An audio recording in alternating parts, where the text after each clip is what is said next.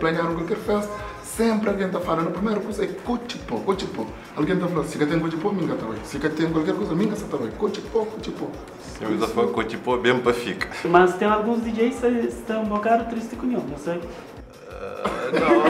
Não acha mais novo, mas cada momento, naquela situação, e mesmo que tenha um cuchipo, essa mesa essa ajuda mesmo. Se não repara, cuchipo também tem ajuda de DJs. Não, mas por exemplo, na noite se não vai tocar 2, 3 cuchipo, gosta de disco quando termina 4 horas, já vai para casa. DJ que está fazendo nada.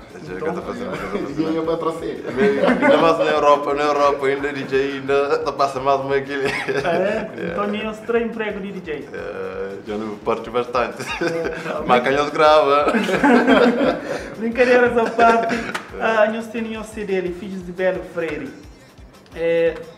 E põe lume, no caso, porque a expressão de pega lume, para modo que só quem entende realmente que está para pegar lume.